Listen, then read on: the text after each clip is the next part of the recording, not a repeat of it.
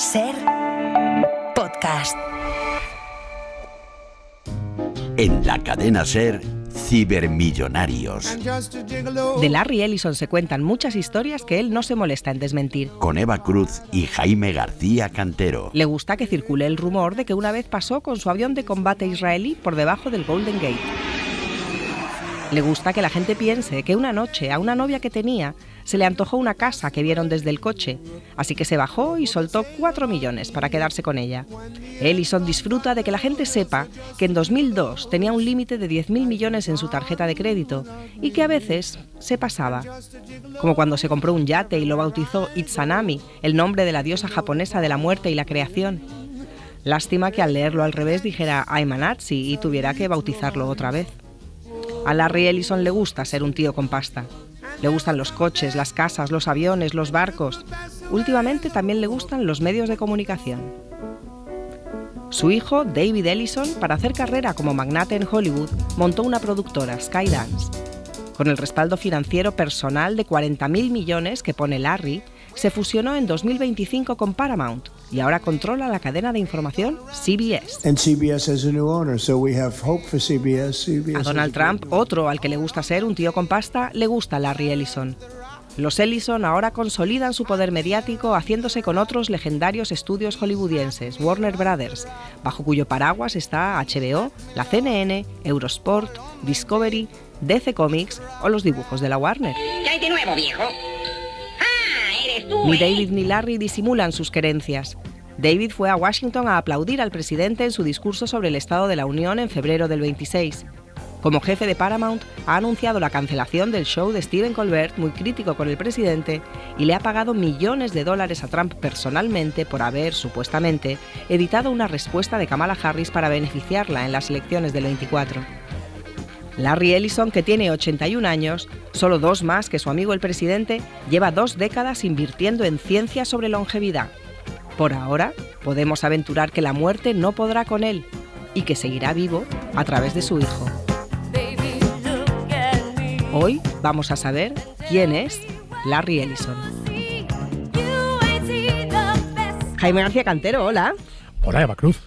¿Por qué vamos a dedicarle hoy este 6º episodio de Cibermillonarios a Larry Ellison? Bueno, hemos hablado mucho de Larry porque fue durante un tiempo muy corto la persona más rica del planeta y entonces llenó titulares de cientos de periódicos y mucha gente empezó a preguntarse ¿quién es Larry Ellison? Bueno, Larry Ellison lleva siendo millonario muchísimos años porque es el único de nuestros cibermillonarios de la generación anterior. Es mayor incluso que Bill Gates. Es un personaje que nunca ha desdeñado ser millonario. Le ha encantado disfrutar de su dinero y mostrarle al mundo todas sus capacidades, barcos, trajes caros, grandes fiestas. Él nunca ha disimulado eso y tampoco ha disimulado nunca ser un republicano sin ningún tapujo. Vamos a decir, una persona que nunca fue woke, siempre fue de derechas y ha estado muy orgulloso de serlo. Él nunca creyó en el ordenador personal, sino en almacenar aplicaciones e información en la nube. En este sentido, ¿es un visionario? Sin duda, yo creo que es también quizás el motivo por el que vamos a Larry. Larry es un muy buen MacGuffin para contar la evolución de la tecnología en los últimos 40 años. Además, él viene, como decíamos, de otra generación y de otra época de la tecnología, donde la tecnología era algo muy caro, muy complicado y que creaba muchísimo valor para muy pocas personas y muy pocas organizaciones. Por eso, Larry nunca ha sido conocido por el gran público. Él sí tenía una compañía enorme, ganaba montones de millones, pero vendía una cosa, bases de datos, que solamente utilizaban las grandes empresas. Parte de su visión, como dices, es que esas bases de datos no tenían que estar accesibles solamente para ordenadores, sino que deberían estar en red para que cualquiera pudiera acceder en remoto. Esto, que es su idea desde hace 40 años, hoy es una realidad. Su compañía, Oracle, que es, vamos a decir, la gran patriarca de las bases de datos, empezó ahí, pero ha recorrido todo el camino a través del cloud y hoy a través de la inteligencia artificial. Así que Larry y su compañía son un síntoma de esa evolución de la tecnología en los últimos 40 años. Bueno, como siempre, empezamos por la pasta. Edu Hernández, de la sección de Economía de la cadena SER, nos cuenta a cuánto asciende la fortuna de Larry Ellison.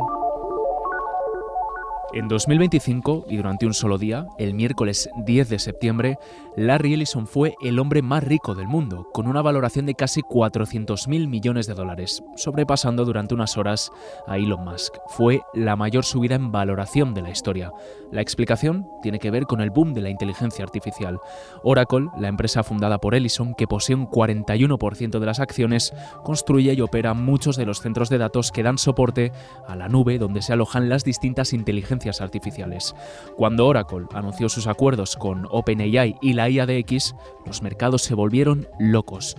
Una vez que bajó la espuma de la novedad, Ellison volvió a su fortuna habitual, unos 227.000 millones de dólares, lo que le sitúa, a fecha de enero de 2026 y según Forbes, en el puesto 5 de los hombres más ricos del mundo. Larry Ellison efectivamente ha sido noticia en los últimos tiempos por ser el más rico durante unas horas y por la entrada de su hijo por la puerta grande del audiovisual, pero también por su visión radical de la política exterior, su apoyo a Trump, su defensa cerrada de Israel y su postura frente a la vigilancia tecnológica, que según él garantizará que los ciudadanos se porten siempre bien porque estaremos siempre vigilándolos. Bueno, yo creo que el de nuestros cibermillonarios es el más cercano ideológicamente a Donald Trump y sobre todo al Donald Trump del primer gobierno Donald Trump. Es un republicano de los de antes. Es una persona que defiende la no regulación, que defiende posturas tremendamente conservadoras, pero a lo mejor alejado de esa sofisticación de la derecha alternativa que hoy representarían personas como Peter Thiel. Él ha sido defensor de todas las cosas menos populares que nos podemos imaginar. Desde luego, es un defensor acérrimo del Estado de Israel. Su madre es judía, pero él ni siquiera tuvo bat mitzvah, es decir, nunca ha sido un judío practicante, y él dice que él defiende a Israel no por su cultura judía, sino por su capacidad innovadora y tecnológica, pero es posiblemente el mayor donante vivo que existe al Estado de Israel. Nunca se ha cuestionado esto y sigue haciéndolo, pero esa es una más de sus posturas poco populares, vamos a decir. La última es esta, ¿no? Es uno de los grandes defensores también de la vigilancia o del espionaje tecnológico. Él no ve ningún problema en la disminución de los derechos civiles a cambio de esa presunta seguridad. Y sin embargo, es una persona para la que las normas realmente no cuentan, porque él quiere que todo el mundo esté muy vigilado, pero no tolera que se le vigile a él, ¿no? Absolutamente. Yo creo que es parte de esta disociación que claro, viven nuestros cibermillonarios. A él le parece muy bien que se vigile a los demás y que los demás se porten bien, aunque Larry tradicionalmente no ha sido muy de portarse bien, ha presumido mucho de no portarse bien. De hecho, ha fomentado esas leyendas en torno a su persona, de las que hablabas al principio, que tienen mucho que ver con ese personaje que se lo salta todo, que es capaz de conseguir cualquier cosa, ese héroe rebelde que tanto le gusta a él. Es también importante, yo creo, que Larry se cree el sueño americano, cree que él ha protagonizado uno de esos sueños americanos y se cree con la potestad de decidir quién más puede cumplirlo. Así que sí, parte del mito de Larry Ellison que él quiere construir es esta de el señor que se salta todas las normas. Para intentar comprender cómo desarrolló Larry Ellison su forma de ver el mundo, le hemos pedido a Ana Ousle que nos cuente su vida. Larry Ellison nació en Nueva York en 1944, pero cuando tenía solo 9 meses contrajo neumonía y su madre, Florence Spellman, que era soltera, se lo dio en adopción a unos tíos que vivían en Chicago. No la volvería a ver hasta 48 años más tarde. Su tía era afectuosa, pero su padre adoptivo era frío y duro y le repetía frases como «nunca llegarás a nada». Tuve todas las desventajas necesarias para el éxito. Según él, ese rechazo fue clave en su deseo de triunfar. Ha dejado dicho que si bien no recomienda el maltrato emocional como fórmula de crianza, hay que admitir que a él le funcionó. Como le funcionó el desprecio de su primera esposa cuando anunció, aún como empleado de IBM, que quería comprarse su primer barco de vela. Mi mujer me dijo que era la idea más estúpida que había oído en su vida, que yo era un irresponsable y que me faltaba ambición. Me echó de casa y luego se divorció de mí. Por más que busqué y busqué, no encontré un trabajo como programador de software que me gustara tanto como me gustaba navegar. Así que intenté crear uno. Puse en marcha un plan para montar mi propia compañía y así controlar completamente mi entorno de trabajo. Mi objetivo era crear el trabajo perfecto para mí, un trabajo que amara de verdad. Nunca pensé que la compañía tuviera más de 50 empleados. Así que puede ser cierto que me faltara ambición o visión, no lo sé. Fue hace muchos años y yo era muy joven. It was a long time ago, and I was very young. Cuando era todavía más joven, con 13 años, Larry Ellison se negó a hacer su bar mitzvah, el rito de paso religioso de todo adolescente judío. No tenía fe. La religión le parecía ficción, una interesante mitología. Ellison cree en la guerra, en el dinero y en las nubes. Cuando su propio hijo David cumplió 13 años, no le obligó a hacer el bar mitzvah, pero le compró un avión de acrobacias Katana. Ahora vuelan juntos. Jaime, esta semana tenemos a dos expertos muy especiales en Cibermillonarios, dos personas que conocen muy bien la vida y la obra de Ellison. ¿Quiénes son? Bueno, pues María José Marzal fue la directora de Computer World durante muchísimos años. Computer World fue la revista más importante de tecnología del mundo. María José dirigía la edición española y es una revista que tiene mucho que ver con esa época de la tecnología, ¿no? La tecnología para los expertos, la tecnología para las grandes organizaciones. Además, María José entrevistó personalmente a Larry Ellison en varias ocasiones en distintos momentos de su carrera. Y Fernando Maldonado, que trabajó en IDC, una de las grandes consultoras de análisis, conoce muy bien Oracle como compañía, la ha analizado y la ha seguido durante muchísimos años, así que me cuesta pensar en nadie mejor que él para contarnos esa evolución tecnológica que ha vivido la compañía. Pues esta es nuestra conversación con ellos. Le conocí en Londres, aquello fue muy bueno. Porque nos fuimos unos 15 periodistas de Madrid a Londres, nos va un anuncio importantísimo de Oracle, tal, Larry Ellison, sale Larry Ellison en una sala como esta, y saca con una pantalla, y de aquí, esto era finales de los 90, principios de los 2000, por ahí. No, porque en el futuro vais a tener un periódico bajo demanda, vuestras noticias, vuestras películas, vuestro tal, todos así como alucinando, y entonces empezó a tratar el concepto de Information Highway. Acaba la rueda de prensa, ninguno preguntamos porque no sabíamos muy bien de qué iba y nos fuimos. Entonces nos empezamos a llamar. Oye, ¿tú qué piensas que es esto de Information Highway? Joder, pues no sé, ¿qué escribimos? No sé, esto es el de datos, pero claro, no queríamos hacer el ridículo porque nos leía gente que sabía de esto. Y entonces, pues nada, eran los inicios de Internet y de lo que nadie se imaginaba que iba a suponer en pocos años. Y luego yo le conocí y estuve con él en Valencia. A raíz de la Copa América me llaman de Oracle, va a estar Larry Ellison, queréis hacer una entrevista, tal. Ah, pues sí, venga, tal. Éramos como 5 o 6. Traje de chaqueta, Valencia, al puerto. Zodiac, nos suben en una Zodiac. Y digo yo, ¿dónde vamos? De repente aparece un barco descomunal. Nos suben al barco, seguridad por todos lados, y aparece Larry Ellison en chancletas, en bermudas, saludándonos, venga por aquí, una mesa, y haciéndoles preguntas. Él nunca no nos pidió en aquel momento ningún tipo de cuestionario, de qué temas, tú podías hablar de lo que quiera porque él no tenía ningún pudor. Y luego, bueno, pues estuvo muy, muy simpático, él se gusta, y luego estaba muy bien porque te despedían y era como si estuvieras con, no sé, Brad Pitt ahora. Una foto con Larry Ellison, nos le dábamos la mano, nos daban la foto, y era un tío cercano, o sea, eso sí, súper operado, ¿eh? Yo estaba sentado al lado, estábamos alucinando todos allí, con el traje de chaqueta, en la Zodiac. Fernando, hemos visto un poquito a Larry Ellison como es como personaje, pero como empresario, ¿cuál fue su visión? Todos los cibermillonarios de los que hablamos aquí vieron algo, fueron los primeros en algo. ¿En qué fue el primero Larry Ellison? Sí, hay que remontarse a mediados de los 70, ¿no? La historia de Larry es casi la historia de esta industria de tecnología. Ha pasado pues por todas las etapas, lo mencionaba. Él empezó en el mainframe, pasó por el PC, la llegada de Internet, cloud, inteligencia artificial, ha pasado por todas, ¿no? Y ha estado incluso, bueno, a punto de morir, ¿no? Ha tenido que reinventarse varias veces a lo largo de la historia. Sus inicios están relacionados con el mundo de las bases de datos, ¿no?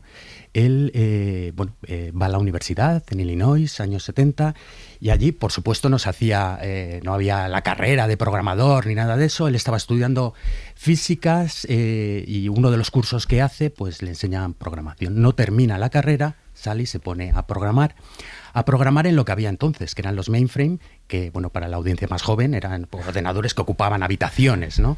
Enteras. Entonces, bueno, pues le da de comer, trabaja poco, gana bien, y entonces, pues nada, sigue ahí, ¿no? Estando allí como programador, el IBM, que era la empresa dominante, pues tenía unos laboratorios, y en esos laboratorios, pues como sucede ahora, ¿no? Que hacen sus papers de investigación y tal, pues sacan un paper para hablar de una nueva forma de organizar la información, ¿no? Hasta ese momento la información se organizaba de forma jerárquica, ¿no? Decías asiento, dentro de asiento había pues silla, sillón, sofá, dentro de sofá ponías sofá-cama, en fin, era una relación, digamos, como un árbol, ¿no? Que tienes un tronco, luego de ahí van saliendo ramas y tal. Y las bases de datos relacionales, que es con la que le da el origen a él, pues organizan la información de otra manera. Se parece más a lo que hoy conocemos como un Excel, que son tablas, como pues tienes distintas hojas y todas estas hojas están relacionadas, en fin. Es otra forma distinta de organizar la información. ¿Qué sucede? Que no es solo cómo se organiza la información, sino la gran ventaja que tenía esto de las bases de datos relacionales es cómo se busca la información. Es decir, en las bases de datos jerárquicas en las que había, pues para encontrar algo tenías que saber dónde lo habías dejado. Sin embargo, en estas bases de datos se inventan un lenguaje que se llama SQL, que lo que te permite es hacer búsquedas, bueno, pues de otra manera, ¿no? Más fácil, sin tener un conocimiento real de cómo estaba organizada toda esa información. Bueno, esto, estando allí, bueno, pues él monta una empresa, y con esta empresa le surge un proyecto para la CIA, lo llamaron Oracle, y la versión que hicieron la llamaron, como anécdota, la llamaron V2, ¿no? Porque querían vender la idea de que el V1 ya había sucedido y que habían corregido todos los defectos, ¿no? ¡Qué bueno! Y entonces, bueno, pues a partir de este proyecto, pues es el inicio de todo, ¿no? Convierten lo que era una empresa de consultoría, de pronto empiezan a pensar en convertirse en una empresa de producto, en general, en crear este software. Y ahí ese es el origen, ¿no? Ahí comienza todo.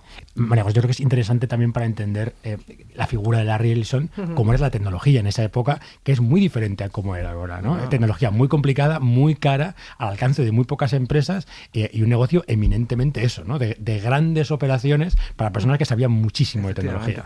No, y además, el problema nuestro era que teníamos que contarlo. Y tenemos que intentar, bueno, pues crear o sentar las bases de lo que iba a ser un sector tecnológico, que en España no existía. Entonces, teníamos al IBM, teníamos Unisys, teníamos Fujitsu, Bull. O sea, había compañías que eran hardware sobre todo. Y bueno, ibas a ruedas de prensa, tenías que tener una imaginación brutal, porque claro, trasladar eso al papel, que luego te entendieran, que te iban a leer gente muy lista. Entonces, claro, no podías escribir chorradas, porque claro, dicen, esto no tiene ni idea. Y entonces, y era realmente difícil, ¿no? Porque era una información oscura, difícil de entender, estaba muy restringida en los centros de proceso de datos, la gente no le gustaba hablar, o sea, no querían hablar, los directores de informática, que se decía entonces, que son los CIOs ahora, no les gustaba hablar. A mí y a ti, Fernando, seguramente, y a ti, Jaime, te habrán dicho, no, es que invertir en tecnología es un mal necesario. Nadie creía en la tecnología en este país, nadie.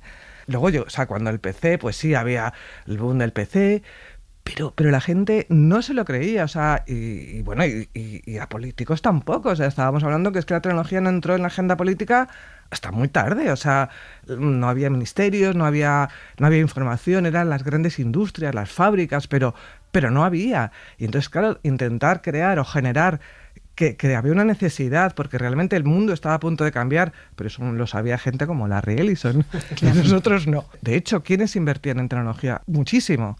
Pues los bancos. ¿Quiénes son los punteros ahora? Los bancos. Claro. ¿Por qué? Porque se dieron cuenta de que gastarse esas fortunas en los mainframes, pues les iba a venir bien.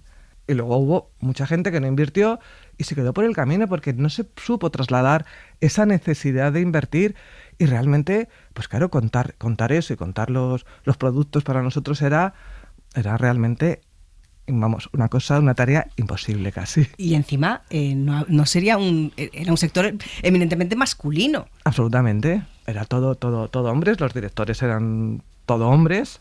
Yo creo que una mujer CEO yo creo que hasta mediados de los 2000 no hubo. La primera directora o CEO a nivel mundial, yo no sé si fue Carly Fiorina. Sí, seguramente Fiorina. Carly Fiorina. Y aquello, bueno, pues fue también otro boom, pero no era una... y sigue siendo, tampoco. Sí. Y tampoco hay ahora muchísimas directoras de sistemas. No encontramos cibermillonarias, solo cibermillonarias. Es que no hay. Una Jeff Bezos, lo que bien que quedaríamos. O sea, con eso también. O sea... Él como personaje, yo tengo la sensación de que a él le gusta alimentar su propia leyenda, ¿no? Por supuesto. Su isla en Hawái, su caza, o sea, su avión. Sí, su avión. De combate. Su avión que además pagaba las multas, pero es que le denunciaban todos los de Silicon Valley que estaban hartos ya de él, porque es que se paseaba. Se compró un McLaren, un Fórmula 1. O sea, era un tío que es que le gustaba ser millonario, lo disfrutaba, era un disfrutón. Bill Gates no era un disfrutón. Claro. Sería súper millonario igual, súper listo y súper brillante, pero no era un disfrutón, porque ahora está por la longevidad, ahora es que quiere ser, tiene 80 años, ¿no? Está biohackeándose. Claro, o sea, está ahí a tope y él quiere ser una estrella, o sea, él trasciende, o sea, porque es que es muy difícil lo de Larry Ellison, o sea, porque Bill Gates, todo el mundo le conoce porque Bill Gates también opera, o sea, su compañía siempre ha operado en el mercado de consumo también. La compañía de Larry Ellison no ha operado nunca en el mercado de consumo. Entonces solamente ha estado en la gran empresa, en la gran compañía. Y claro, él quería ser la estrella mediática del sector tecnológico y un gurú. Y bueno, de hecho dijo en un artículo que nos escribió que Oracle iba a ser la empresa número 1 del software a nivel mundial.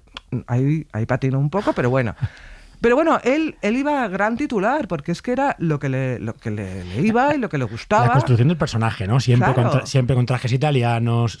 Rompía muchísimo. Claro, siempre moreno, ¿no? Algo como que entonces no era lo habitual. Sentado en silla alta. En un sector muy profesional, ¿no? Donde eso era inhabitual. Pero yo le quería preguntar a Fernando, ¿no? Porque además de este personaje mediático, seductor, estrella del rock, ¿no?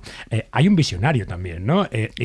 En muchas cosas. Y uno de sus últimos grandes éxitos es su inversión en alguna de sus competidores, por ejemplo en Salesforce, ¿no? Que es una cosa muy curiosa, como Larry es inversor personal en primera ronda de Salesforce. La leyenda es que todo viene porque eran vecinos, ¿no? El Benioff era vecino y dijo, bueno, mi vecino está montando una empresa, voy a prestarle algo de dinero, lo que tiene vivir en estas mansiones de Silicon Valley, que tus mansiones son así. Él tiene también fama de caprichoso, ¿no? La ha tenido siempre, de regir la compañía siempre con una visión súper personalista, ¿no? Él es el que decide en Oracle. Son famosas anécdotas como aquella, ¿no? De recortar la E de Oracle del logo, ¿no? Que se le ocurrió un día y costó no sé cuántos millones, porque había que cambiar en miles de oficinas, había que cambiar cómo era de largo el rabito de la E, ¿no? Pero estas son las cosas de Larry. ¿Dónde está hoy Oracle, ¿no? Y qué rol juega en un ecosistema muchísimo más complejo que es el que inició, ¿no? ¿Por qué estas subidas en bolsa y por qué se asocia hoy en el mercado de inteligencia artificial a Oracle, que no es de los nativos en la inteligencia artificial? Bueno, lo primero es en el 2016, creo recordar, deja de ser CEO de la compañía, pero se mantiene como CTO y sigue llevando, digamos, la visión estratégica de la empresa. Se quita un poco de la parte más ejecutiva que le... Con 80 añitos, ¿eh? O sea, el chaval está aguantando.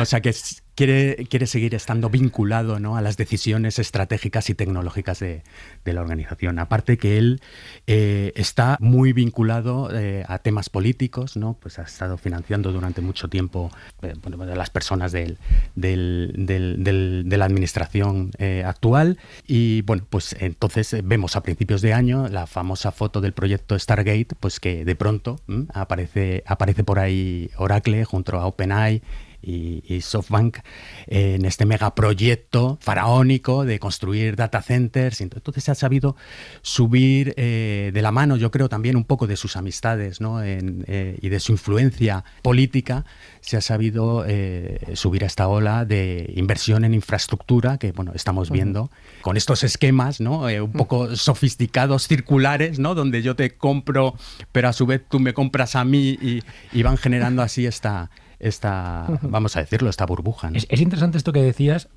porque claro, él ahora está muy arropado políticamente, porque él siempre ha sido republicano, ¿no? En un Silicon Valley más liberal y más demócrata. Él nunca ha disimulado sus tendencias republicanas. Es un señor bastante de derecha, siempre lo ha sido. Y ahora, claro, años de apoyar candidatos republicanos le han posicionado muy bien con Donald Trump. ¿Cómo es este momento político que vive Larry? Es verdad que todos estos billonarios, ¿no?, tecnológicos están detrás, de alguna manera lo hemos visto con Peter Thiel, ¿no?, que está detrás de ByteDance. Él está detrás de Marco Rubio. El caso de Larry Ellison es el que ha estado ahí financiando su campaña. El delfín de Larry es Marco Rubio. Yo creo que hay una anécdota que, bueno, es que además con el estilo, ¿no?, que tiene Trump, pues hay una anécdota que nos cuenta un poco cómo funciona esto, ¿no? En un momento dado, cuando están con toda esta operación de TikTok, ¿no?, de comprarla en Estados Unidos, Trump dice algo así como: oye, a mí lo que me gustaría realmente es que Larry comprara también esta compañía. Bueno, ya sabemos un poco el resultado. Quiero decir que estos son... aquí se deciden cosas muy importantes en conversaciones casuales, ¿no? ¿Cómo es la relación? Y yo creo que esto ya vamos a terminar, porque él es un magnate que nos habla de otra época, ¿no? Es un millonario de la era Reagan, que tiene esta edad y que, bueno, por mucho que se biohackee, no va a llegar a... Y con muchos paralelismos con el mismo Reagan, ¿eh? Yo creo que hasta en el criterio estético, ¿no? Es una persona que sigue siendo muy de la era Reagan, ¿no? Sí. Y de esa manera de entender el mundo, de ese partido republicano también más liberal que el de ahora, ¿no? Él es un republicano liberal como lo era Reagan. Sí, no es un moralista. No, se ha casado 6 veces. Por eso digo. Pero por eso quería preguntaros... Y no es tan mayor, puede seguir casándose. Nunca se sabe, ¿eh? Pues yo lo que quería preguntar era cuál es su relación con los jóvenes. Ya sé que ya has comentado, María José, que desprecia un poquito a Bill Gates. Sí. ¿Cómo es su relación ahora, pues, con Elon Musk, con Zuckerberg, con los nuevos grandes magnates de la tecnología? Él que llegó primero y que cultivó este campo para que llegaran los otros a plantar ahí sus picas en Flandes. Es difícil, o sea, por ejemplo, yo con Elon Musk imagino que tendrá una relación de competencia, porque yo creo que es que le choca, o sea, porque son muy parecidos en ese tema. Jeff Bezos, por ejemplo, que no es tan tecnológico, pero bueno, es también un pintón ahí bastante importante. Yo creo que le supera en algunos aspectos, ¿no? Aspecto así más juerguista, o sea, más de folclore. Jeff Bezos le supera a Larry Ellison, que ya es difícil, pero él supera. Y luego, oye, no hay que olvidar que Larry Ellison, con todo lo que era íntimo amigo de Steve Jobs, o sea, que era una mente totalmente diferente a la suya, y era muy amigo de él. Y en cuanto a los jóvenes, me imagino que tendrá una relación, pues como de... no de menos, o sea, con Bill Gates él la tuvo... y la seguirá teniendo, ¿no? De respeto, porque sí, hombre, en la parte de su show, bueno, le respetaba porque sabía que era un tío brillante igual que él, ¿no? Aunque no para nada es a su estilo ni nada, ¿no? Y con Zuckerberg pues yo imagino que será una relación, bueno, pues de un tío que ha sentado las bases de la nueva era, porque es que él lo piensa, o sea, él piensa que es que las bases de la nueva era, y de hecho también eso puede ser en algún momento, entre comillas, cierto, porque él fue de los primeros que se dio cuenta de que el dato iba a ser el germen de este nuevo escenario. Ha sufrido por varios golpes, pero bueno, ahí está, con 80 años. Sam Altman, ¿no? Sam Altman es el que era su aliado en Stargate, que fue nuestro cibermillonario del capítulo anterior, y que yo creo que es su aliado contemporáneo, ¿no? En este proyecto de Stargate. Sí, yo creo que hay un grupo que está retroalimentándose para generar todas estas inversiones que mencionábamos antes. En el caso de Oracle, digamos, su punto débil es que tiene un gran nivel de endeudamiento, y esto también le ha pasado factura los últimos meses, cuando se ha empezado a cuestionar un poco de a dónde íbamos con todo esto de la inteligencia artificial. Una de las primeras víctimas, ¿no?, de todo esto ha sido el propio Oracle, que ha vuelto a la acción.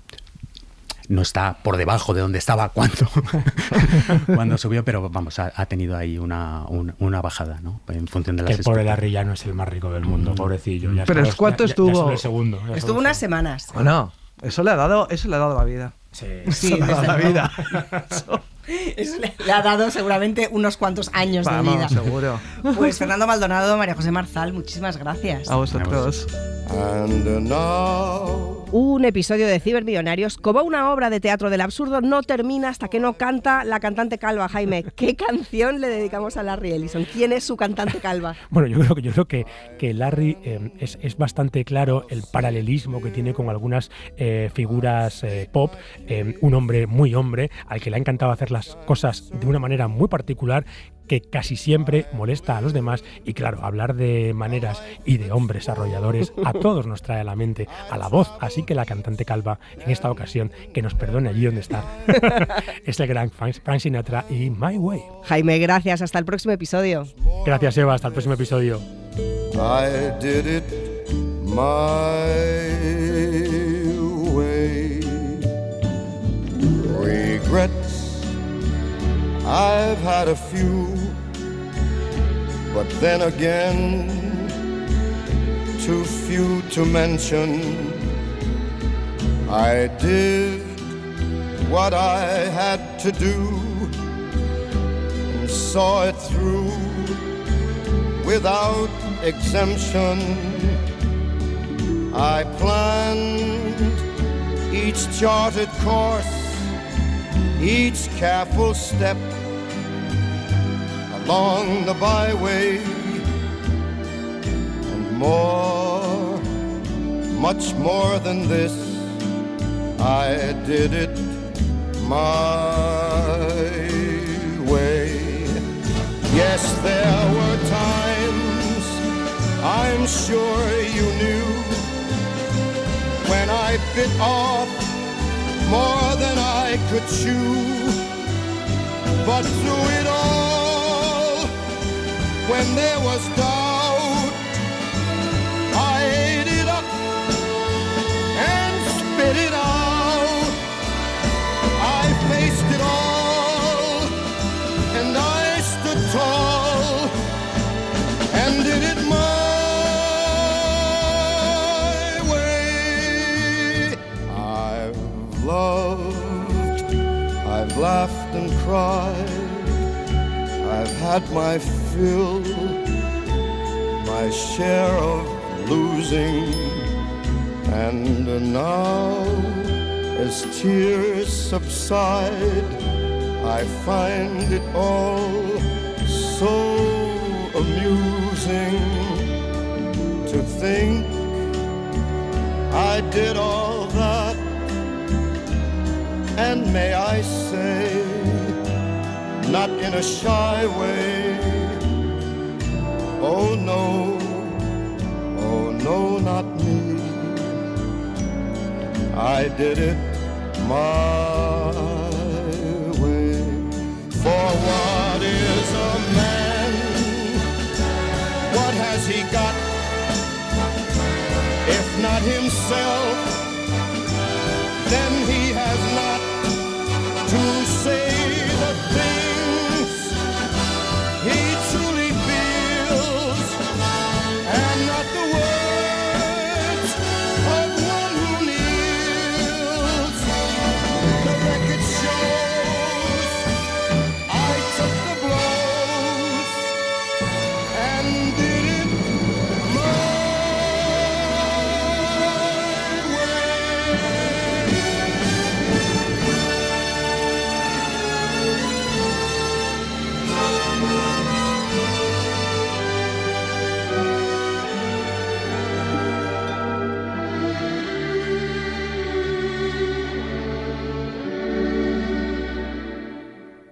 Yes, it was my way.